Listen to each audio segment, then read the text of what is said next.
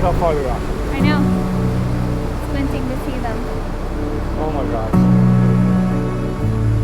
So 2 years ago when Chris first started swimming, he could not swim down and back in a pool. Just couldn't do it. That's where he started. So think about, across the pool and back is 50 yards. Now he goes out and swims 5,000 yards without stopping.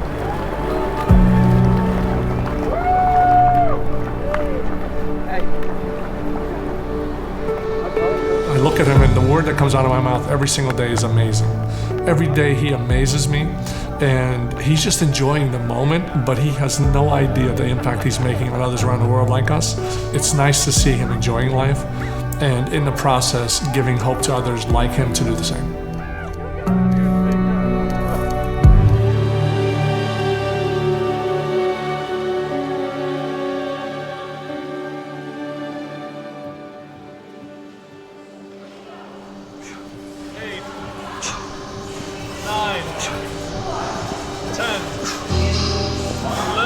Come on, buddy, way to go. Come on, buddy. 12, 13. You're a beast. Chris has always loved to have fun. From the time he was little and we would have him in different sports, he just loved to be active. He was never able to keep up with the other kids, but he loved to play and he loved to be active. Physically, he just wasn't anywhere near the level that they were at. But that didn't stop him from wanting to be part of something. He just found a way to overcome that and always found a way to do something and play something.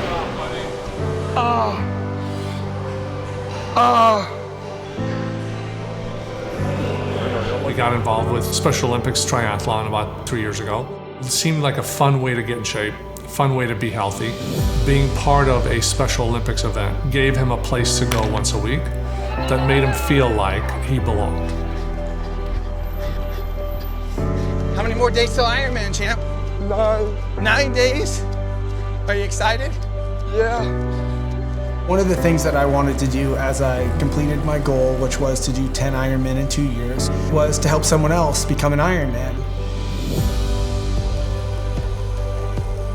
And one day at our Central Florida Tri Club meetings, Chris walked in with his dad and said, who's somebody that would like to help Chris go to do an Olympic and maybe one day something more? And I immediately raised my hand and saw that as my opportunity. Turn your arms over faster. Use your right arm. Go. Swim. So the first time that I took Chris to an open water swim, it was 500 yards across, 500 yards back. Well, after that swim, he did so well that his dad asked him, Chris, do you think you could be an Ironman? And his answer was, yes, I think I could. That's kind of how the idea got planted, and from there we just started having more conversations, and that led to writing up a goal to do an Ironman. Week 3 of my Ironman training. My first impressions of him is he was rather weak on his swimming. He had terrible form. His run, also terrible form. And his cycling, he was very uneasy and mostly scared to really pick up the speeds that would be necessary for him to complete a half Ironman or a full Ironman. There you go. Much better. One of the biggest challenges with Chris in the beginning was stepping onto a box. I learned a lot with that kid. When someone that you're asking for the simplest thing, just to step onto a box, and you see their face with fear, and just see him overcome that, it's been unimaginable.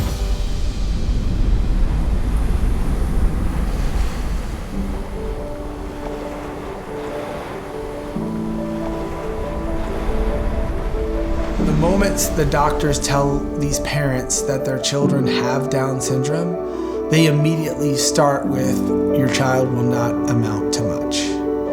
And for folks with special needs like Chris, they hear that their whole life, that you're not going to amount to much, and it's not because of choices they've made, but because of societal expectations. For Chris and his parents, the #1 goal of him joining our triathlon club and even starting this journey through triathlon and then Ironman was inclusion, and he's found that with us.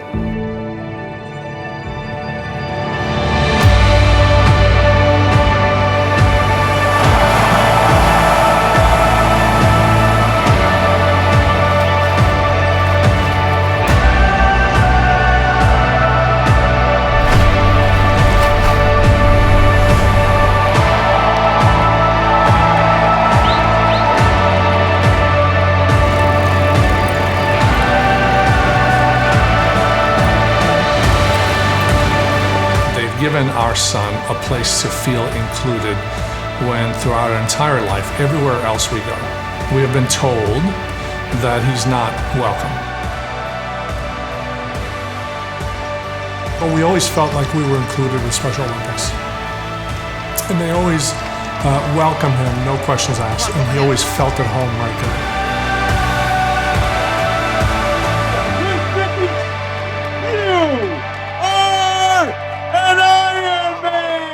All the doors to inclusion have now led from just being involved in a local event in Special Olympics with other triathletes to being involved in an Ironman event, which we thought not in a million years was ever possible.